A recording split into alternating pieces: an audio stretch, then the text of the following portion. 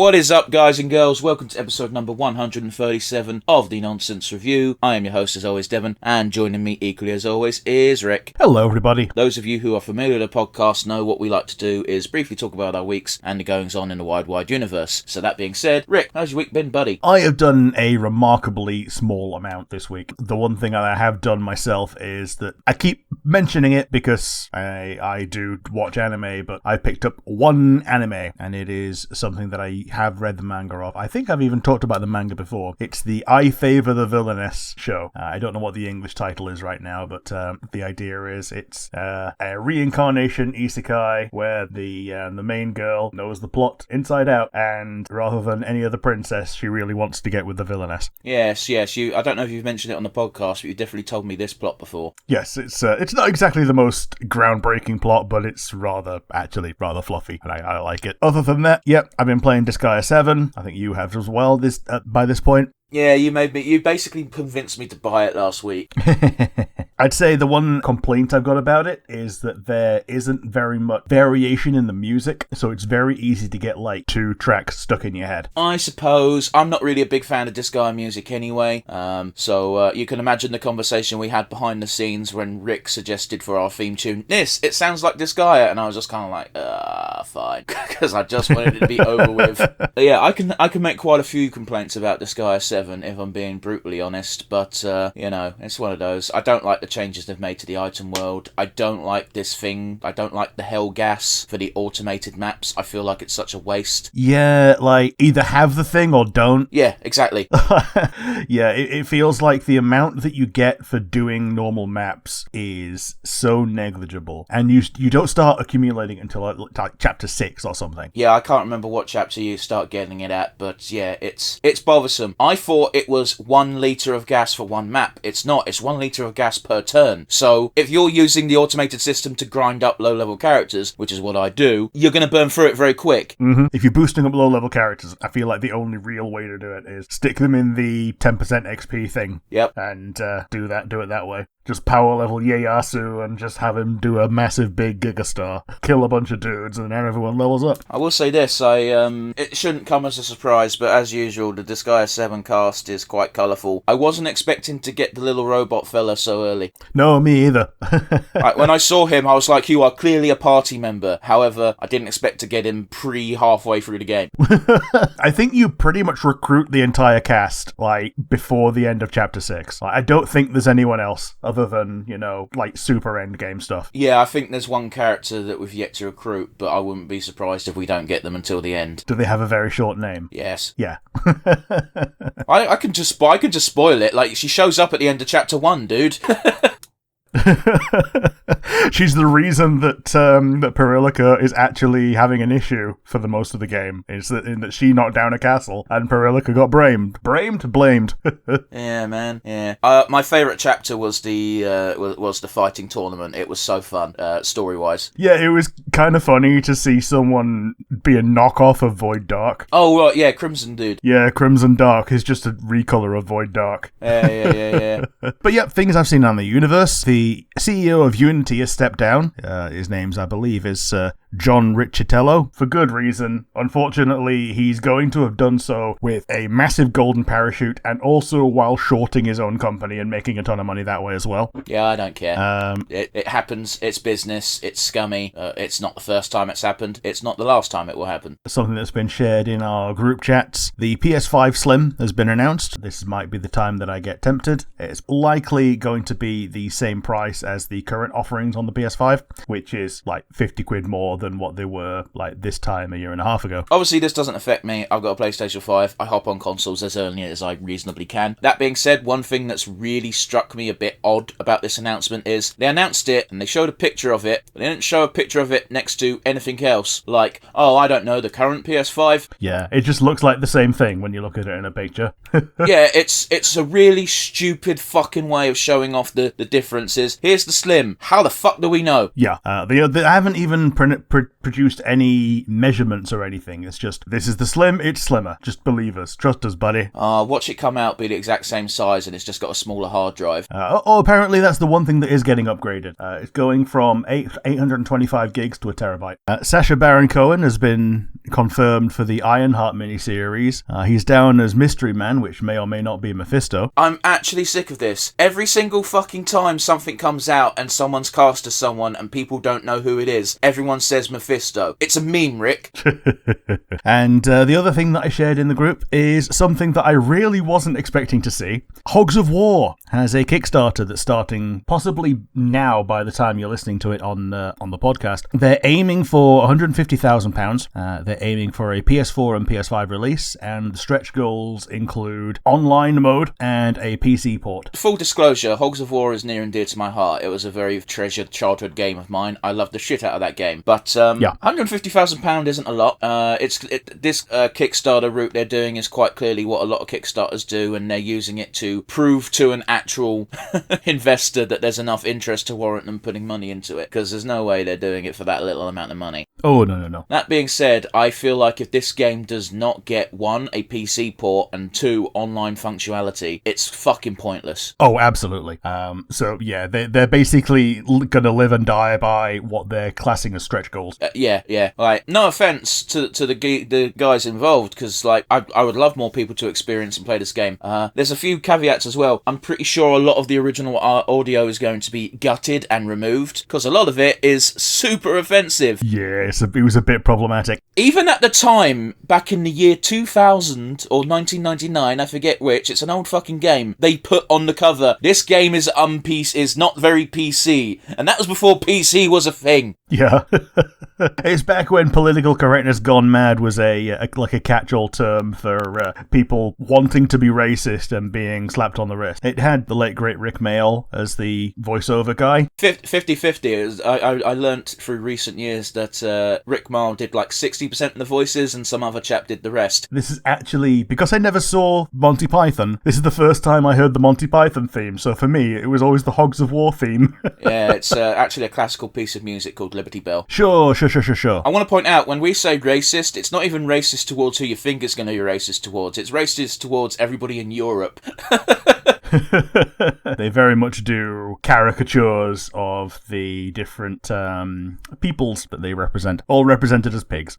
What they've shown on the Kickstarter page looks like a reasonable proof of concept. Like, it looks like they've done a reasonable job at recreating what was pretty much the bare bones of the PS1 game, although it will need a lot more polish than that if it's going to sell well. But other than that, like I say, had a pretty barren week. How about you? How have you been? How's your week been? And what have you seen out in the wide world? Yeah, my week's also been pretty barren. I tried to do something, at least one thing a week that I could mention, but truth be told, I played some Disgaea 7. I'm still playing Baldur's Gate 3. That game is long. Yes. And yeah, I've watched a bit of TV, but I won't go into that until I've actually completed the series I'm watching. Otherwise, it's kind of a moot point. So instead, we're going to go straight to news for me. Sure. Rick, we finally got some new information on the Godzilla game. Do we? Okay. Yeah, it's the most disappointing thing I've ever fucking read, because once again, the people making Godzilla stuff don't know what Godzilla fans want. Oh, are they focusing on the goddamn humans? You get to play as a human trying to survive in a post-Godzilla vs. Kong fight. What? Why? Oh, Jesus Christ. Why would anybody want that? Well, people like The Last of Us, and that's all about surviving. Okay. But why would you want a Godzilla version of it when the word Godzilla is there? The thing that made me laugh as well is it specified that just after the Godzilla vs. Kong fight, and it's like, the city was barely destroyed in that fight. I knocked down 2 buildings. You happen to be from one of them. It's stupid. It really is. The last Godzilla game that came out that I bought was literally, you pick a kaiju, you rampage through Tokyo, sometimes you fight another kaiju. Yeah, man. Just having a game just called Kaiju Tokyo Rampage just sounds like a better time. I mean, there are games like that. It's just, unfortunately, they use unlicensed monsters, which, they're fun, but it's not as fun when you're playing as quite clearly Godzilla, but the game refuses to say Godzilla. Yeah, you're playing as Baxcalibur. In other news, I'm just going to bring this up because I feel like it's a bit of a stupid thing to do, but there's a new TV show, a dramatization of the Jimmy Savile bullshit starring Steve Coogan, and I feel like it's in bad taste. Yes. So, I believe there was a bit of backlash towards Steve Coogan when they were making it, and I guess now it's out. And yeah, I don't think anybody wanted this. No, because it's essentially a bunch of people profiteering off of evil, which granted it can describe a lot of things in this day and age, but it's such a personal level of evil. Yes. It doesn't feel like something that... I mean, I'm guessing it's on a network with ads, because why would the BBC want to draw attention to itself after being literally the villains in that entire story? Part of the villain team, but yeah, I get you. I'm actually just going to find Google, because I don't know. I think it might be Channel 4. It's got to be something ad-supported. The show's called The Reckoning. Oh, guess what? It's on the BBC. Oh man, that really surprises me. BBC The Reckoning. Who is in the cast of the Jimmy Savile blah blah blah blah. Fuck me, I didn't realise he'd only been dead for fucking 12 years, because I've got to be honest with you, it feels like he died just the other day because of how often the evil is reminded. It's a third of my life. Yeah, I suppose. It's just, it feels like he's not been gone for long enough. 12 years is not long enough for you to do this, especially when, again, as you point out, the BBC and many people who worked at the BBC had an active hand in covering up the evil. Yes. It's like 10 years after 9/11 doing a 9/11 dramatization. Yeah, I don't understand the logic. I don't think anyone does. Do you want a bit of good news, Rick? Yeah, let's have some. A family of 5 wild beavers has been introduced to West London. Okay. This isn't the first population of beavers to be added to England, but it is in West London. They've designated basically an area that will hopefully become wetlands after the beavers do their thing, where they dam up the thing. So yeah, for those of you who don't know, beavers were extinct in Britain for about 400 years before they started reintroducing them. That's actually some cute news. Exactly, and I think that's a great way to end the misery that is our news segment this week. All right, Rick. Full disclosure: we had some fucky wucky with our actual planned recording. It's fucked. It's all fucked. We've wasted an hour of our lives. We're doing Castlevania instead. Yeah, we ran into road bumps during the shit half of a film. So Oh, you're not wrong. We didn't even get to see the gimmick of the main villain. Oh, it's such a shame. Oh well. Yeah. So here we are, thoroughly defeated. So yeah, Castlevania Season 1, Episode 1, Witch Bottle, available on Netflix. 3, 2, 1, and go. Yeah, I wouldn't say desperately, but I was like, let's find something quick. I don't want to just type spooky into Netflix. I know, Castlevania, that's good. Why do I know Castlevania's good? I watched it when it came out, and I'm currently rewatching the first 2 seasons so I can watch the back end and Nocturne, which means I watched this episode yesterday. Yeah, I've never seen this show, but I played a couple of the games. I've never played the games, but the show's good. Fuck, these bats are loud. Yeah, they are. But yeah, I played like all 3 DS games, and they were all entertaining. Yeah, sure. And apparently they all essentially follow on from the formula Symphony of the Night in that they're like partial RPGs. Okay. But like mostly sideways hack and slashes, like, well, they're part of Metroidvania. Yeah, I was going to say, like, I know Castlevania because the genre's called Metroidvania. One spooky, one space. Yep. And the one that nobody ever talks about, the Mega Man X's. But, yeah, apparently those are not quite Metroidvania enough to make their way into the name. Yeah, I think the series is weird in that I think it follows Simon Belmont rather than Trevor Belmont. Sure. Well, there's lots of Belmonts. There's Simon, Trevor, Richter. Yeah, Richter comes after Simon. Either way, we're following the second Belmont, not the first Belmont. So, sure. But I forget basically the one that's not in Smash. Mm-hmm. Now, something weird happened with the first series of this, because when it came out, it was only 4 episodes in the first season, and it really fucked me off because I was really getting into it, and then it's like, now you gotta wait a year. Yeah.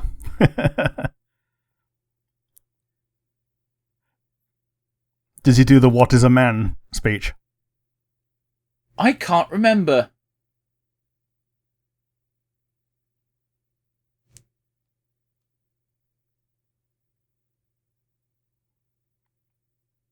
I think he really very quickly gets fed up with humanity. I think he does have a speech about humanity being dog shit at the end of episode 1. Yeah, the traditional speech is, "What is a man? A miserable pile of secrets and lies. But enough talk, have at ye." Yeah, maybe he does that at the end of season 2. Because Dracula doesn't actually have a confrontation with the good guys until season 2. Sure.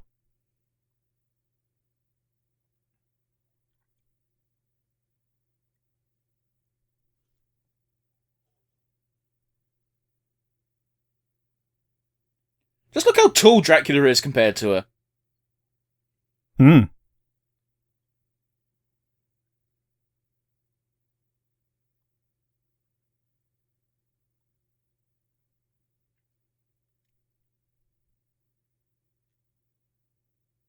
They seem to have a lot of shit puns in Castlevania.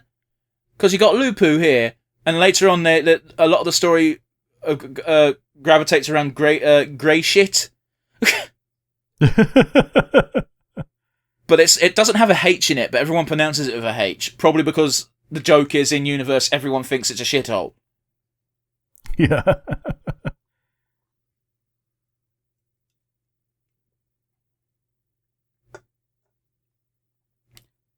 You may be wondering why we're so quiet, guys.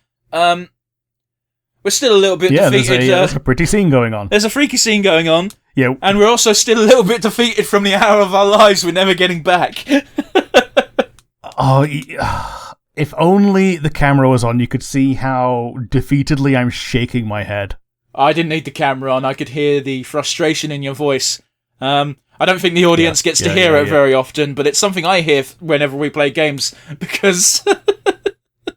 Because I'm not good at video games. No, you're good at video games. You're just good at different games. Okay. I get defeated in games that other people play in multiplayer with me.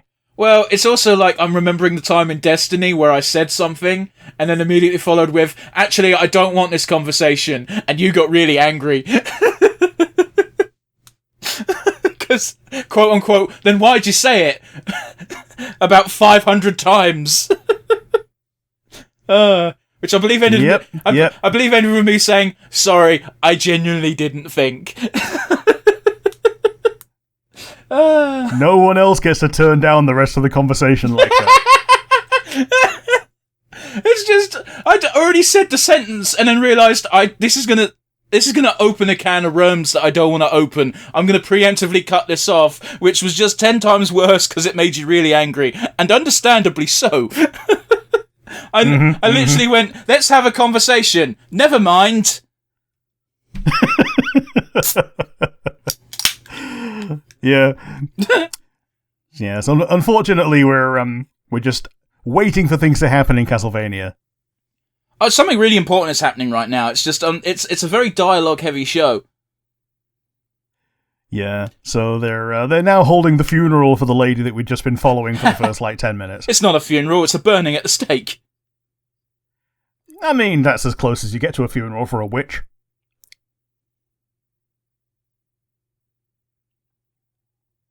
Yeah, a live funeral. Okay. I actually like this show, so I don't like it being made light of.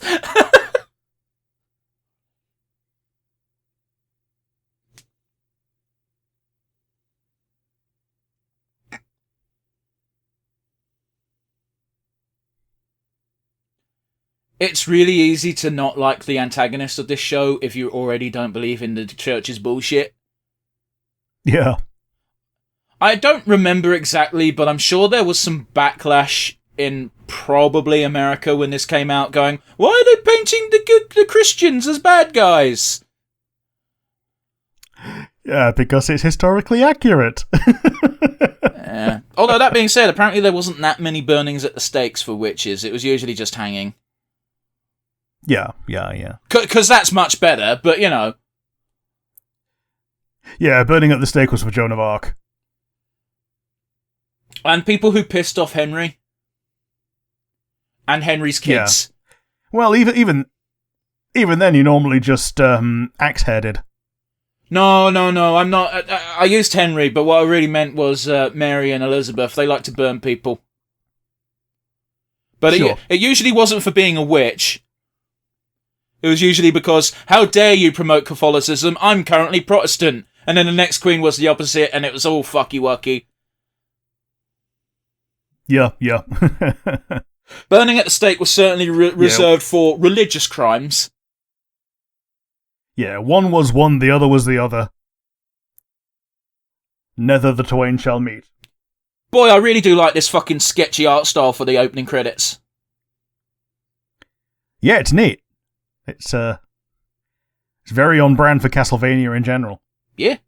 Man, I remember when this first came out, there was a lot of threads on like r/3d6 of how to make a Belmont. In D&D. And it never works because whips are shit in D&D. Yeah, so that's why you make you pick a feat that lets you get a free cantrip and you get Thorn Whip, because at least that's somewhat serviceable. Yeah. Like, it does something and you've got the rest of your character build. Or, just talk to your fucking DM. Like, we've got a player in our game who wanted his gimmick to be throwing weapons, so I just gave him a dagger that was somewhat decent. Yeah. Like a returning dagger. And then I gave him another dagger for in case he wants to get into melee, but also explicitly making it so it's shit to throw. Because otherwise he'd throw it. Because I know for a fact that's what he wants to do.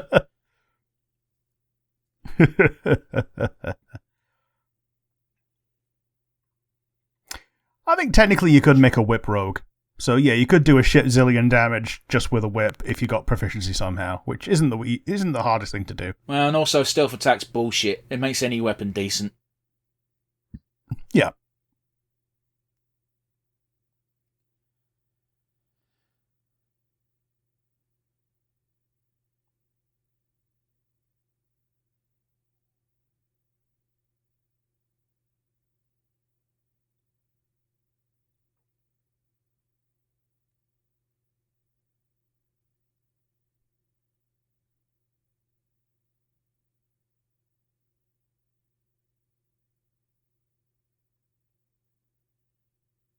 I like in this guise, it's very subtle that he's a vampire. Like, yeah, he's got the sharp ears, he's got the pointy teeth, he's got the sharp claws. But because of the way he's dressed and his mannerisms, he really does deflect from it. Yeah, he just looks like a dude in a suit for the ages. And then he cries tears of blood. My God, I like his coat. It's good, ain't it? I get why edgelords are attracted to the coat. Yeah. It's a good coat. It's a way to have a cape without just having a cape. We should bring back capes. Yeah. Except I think Noel Fielding is the only person who tries to wear a cape in normal fashion. Fair enough. Look at the lighting on this shot, man. Yeah, that's where the budget went.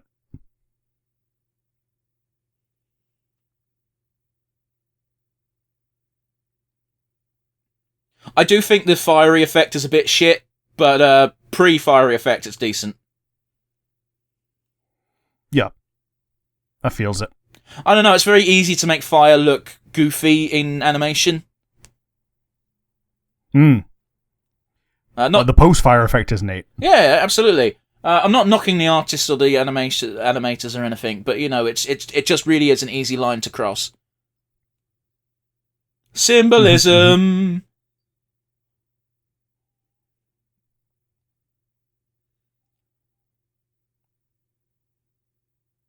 Dude, it takes a fucking while to get that badly burnt.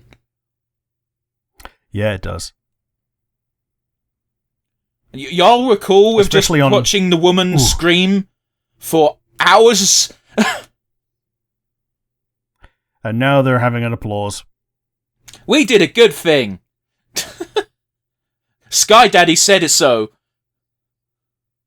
How fucked up How fucked up is that, though? The mayor's just like, oh, that's done. Drinks? Fuck you. Mm-hmm. Mm-hmm.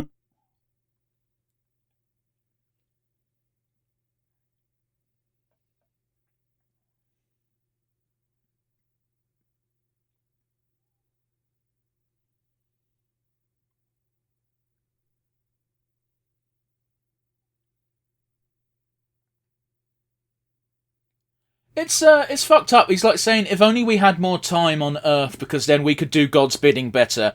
If you believe in God, surely you should think that the time you have is all the time you need. Yeah, because it's all the time that is ordained for you.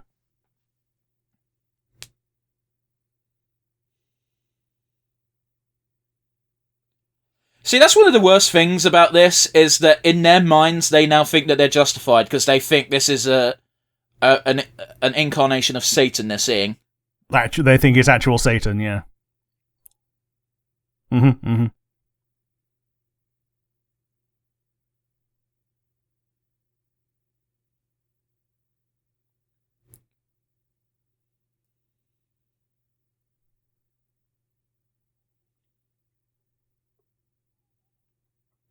Oh, the irony, innit?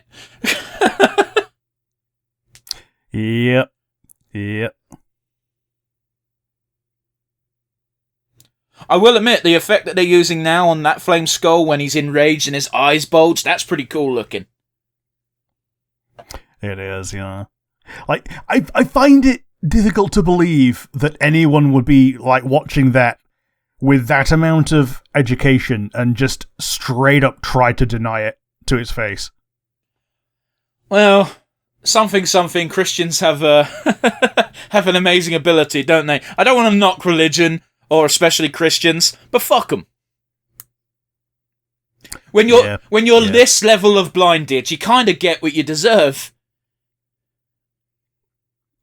Neil deGrasse Tyson did a, well, it was a while ago that he said it, but it showed up recently in my YouTube shorts. A little skit on the mental anatomy of a conspiracy theorist.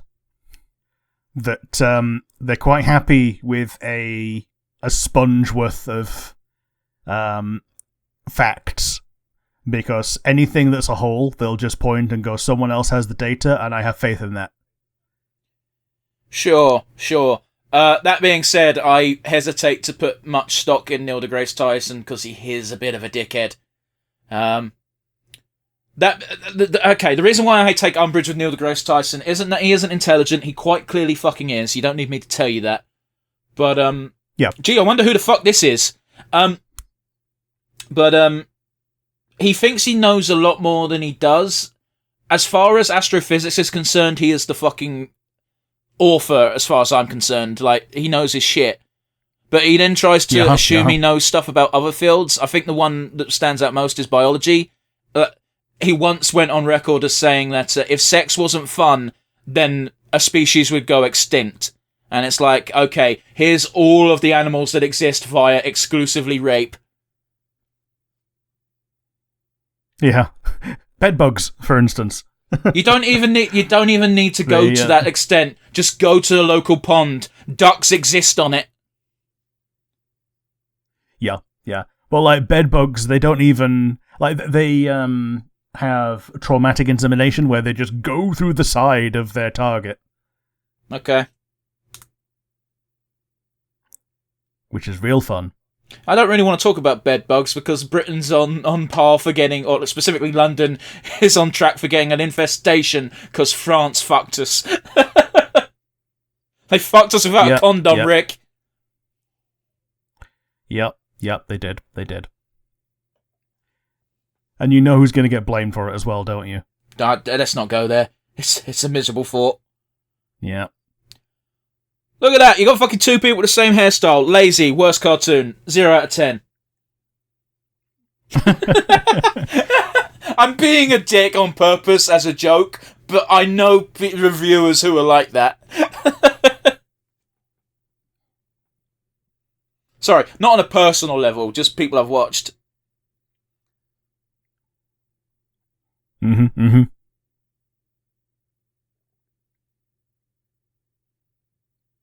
So In case it wasn't clear, this is exactly 1 year after Dracula said he was going to fuck shit up. Yep. Would you not immediately stop your speech when the sky went dark? Yeah, when the sky went blood red, yeah. It gets worse in a minute. Does it start raining blood? Oh, yeah. How'd you guess, Rick?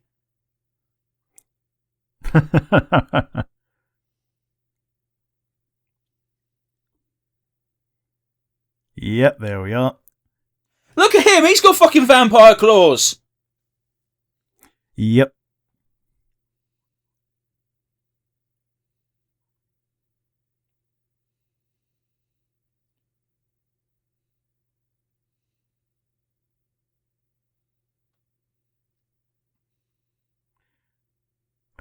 It's raining men. It's it's raining fetuses. Yeah, feti.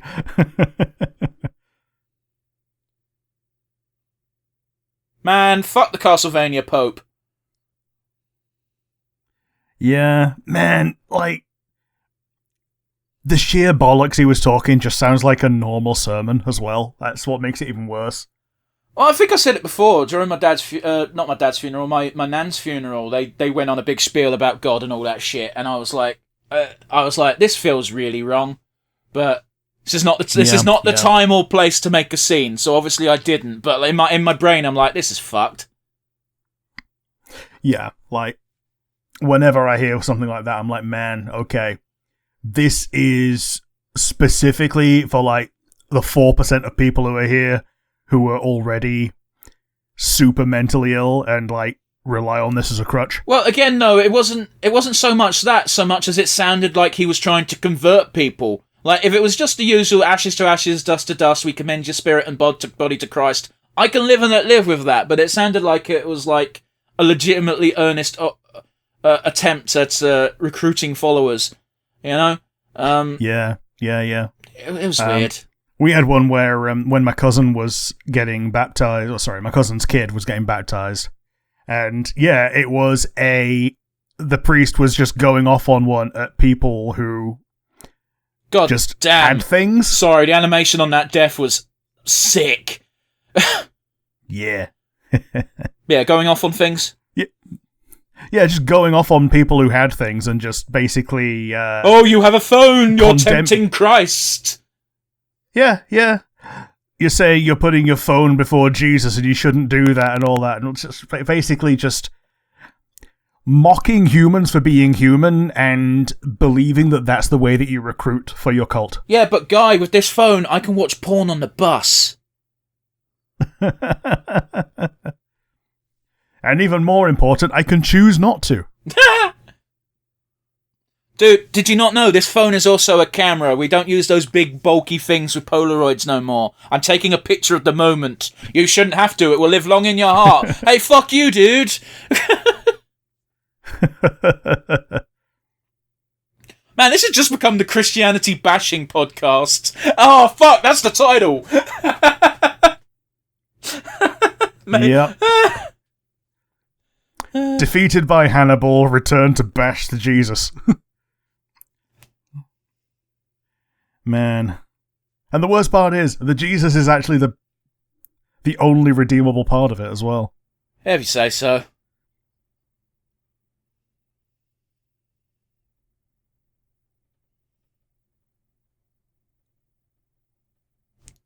If I remember rightly, I believe Richard Armitage plays our signature Belmont.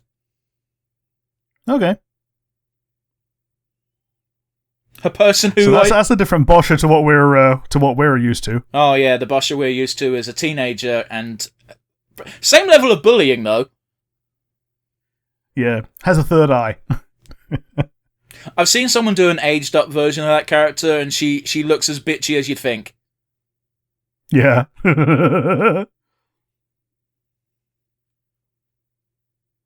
Don't fuck goats. Nope. Nor sheep. Nor any other animal other than consenting humans.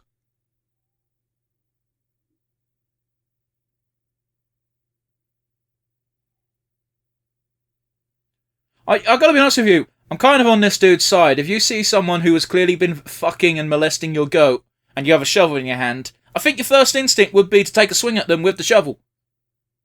Yes. Because it's your goat. You don't want your goat to be in distress. I gotta be honest with you, if I had a shovel in my hand and found any dude randomly having sex with a goat, I'd be tempted to whack him with a shovel. It ain't right. I mean, it ain't right, but it's not a reason for immediate murder. Well, if anything... It's different when it's your goat, or your dog, or whatever. If anything, it would be manslaughter. It wouldn't be murder. Your attempt is to get the man off the goat. Sure. I probably also wouldn't whack him with the metal end. I'd probably whack him with the stick end. Bonk him with a stick. Yeah, you bonk the guy and send him to horny jail for being in a goat. I think that's not horny jail, that's just regular jail at that point. Mm-hmm.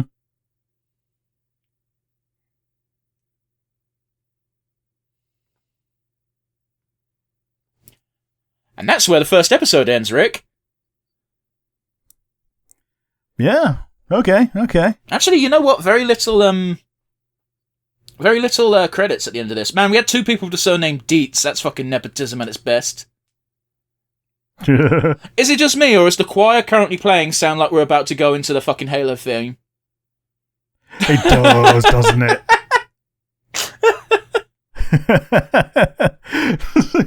Bargain bin Halo. Oh man. Like, I'm not a big fan of Halo, but man, that theme, I'm fucking up all my words. That main theme is great. Again, we've actually been recording for well over an hour, guys, so our brains are a little bit melty. Yeah, we're closing in on the 2-hour mark on the actual recording. Yeah, it's going to be like not even an hour when this comes out, and they're going to be thinking, what the fuck is wrong with you guys? Chatting shit about Halo. Man, the first Halo game I owned was Halo 3, and the ending theme is just Halo 3, Halo 3. Oh, that's a nice Man, little look at those mutant Care Bears. Just before this, it actually credited Frederator, which... oh, there you go, and we just got... Channel Frederator, yeah. Yeah, that's a classic vanity card, that Frederator one. Yeah. Man, what fucking show did they used to put that after the end of all the time? Was it Adventure Time? Maybe? Oh, it is Trevor Belmont we're following, by the way, so Simon must be the one in Smash, because Richter's the one in Nocturne. Yeah. I think we've got Simon and Richter in Smash, because one of them's the costume of the other. Yeah, the Echo Fighter. So they can basically put whatever Belmont they want to in Smash whenever, because they've got the kit. Yeah, totally. That being said, we are officially over with Castlevania Episode 1. Rick, what did you think? It's successfully hooked me. I don't know why I was holding off on it, and now, yeah, cool, it's neat. This might be my October thing. But yeah, how about you? What do you reckon? Yeah, it was good. This is the third time I've watched it. I didn't really begrudge it. I was a bit more loosey-goosey with talking, because I knew what happened. I watched it yesterday. Yes. It's a good show. I do remember when this came out, me and our 2 other mutual friends all pretty much watched it at the same time. We didn't watch it together, but we were talking about it a lot, and I remember you being distinctly not part of those conversations, so I was pretty sure you hadn't watched it, and I was confused as to why, because animation-wise, it's a good show. Yeah. I think it was basically brought out around the same time that She-Ra was ending. It could be. This was 2017, I believe. Okay, well, actually, they probably came out around the same time then, so probably started around the same time, kept going longer, because I think She-Ra finished in 2020. I thought it finished in 2019. Same number. Okay, it's not, but okay. I'll concede this for the sake of ease on the podcast, but you can't say same number.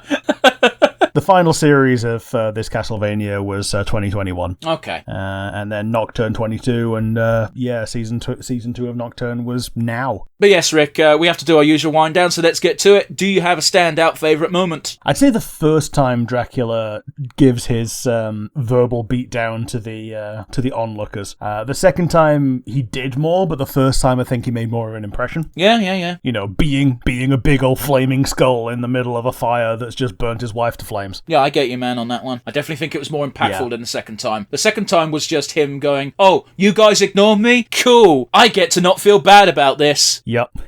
How about you? What was your favourite moment? Yeah, my favourite moment was slightly after yours, when quite clearly Alucard was telling his dad, hey, maybe we shouldn't do this because it's not what Mum would have wanted. And Dracula's like, fuck you, I do what I want. I know what the final moment is of season 1, which kind of helps make this moment a bit more special to me. But yeah, you'll get there when you get there. It's not a spoiler. Guess who shows up in this series? Yup. But yeah, we can't only talk about the good, we also have to talk about the bad. Rick, do you have a weakest link? Christians. Specifically, the rank and file citizens just being completely apathetic and just like they're there to clap at the spectacle and then just be cattle. Yeah, man, it's rather depressing that out of all the people in the town or the city, whatever you want to describe it as, only one person was like, I'm not gonna be here for this. This is fucked. Yeah, pretty close to not a one was there to go say, maybe not do this. I can't remember if we talked over it in this episode or if it's in the follow-up one, but there's a moment where Dracula goes on a rant saying, any one of the people there could have said this is wrong. Anyone could have stood up for her, and no one did, so fuck them. Yeah. But yeah, how about you? What was your weakest link? My weakest link was the fact that we don't actually see the titular character, the Belmont, show up until the end. However, if you didn't have this episode be set up for the scenario, there'd be a lot of people, myself included, who are like, I don't understand why Dracula's pissed. Yeah.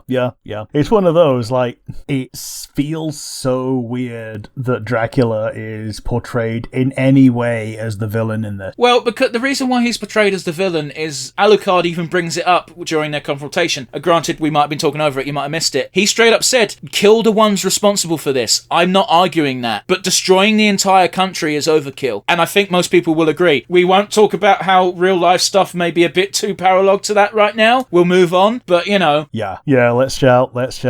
Rick, let's end it up on a highlight. You love it, I love it. Let's give ourselves an MVP. It's gonna be Big V himself, Vladimir Tepes. Dracula himself, the man, the myth, the legend. He carried the episode in every way. And I don't think it could possibly go to anyone else in story. But yeah, how about you? Who's going to be your MVP? Rick, it appears to be a rarity that grows in splendor with every podcast we do, but I actually agree with you fully. Like, it would be very odd to have anyone other than Dracula be your MVP for this episode. Yeah, like, the closest I could say is, like, the animation department, or, like, I don't think there was a single thing wrong with the voice acting, but, like, yeah, like, it all culminated in the portrayal of the character. Absolutely, man. I will also say that the unfortunate reality is for season 1, Dracula kind of gets the White Diamond treatment. So yeah, right.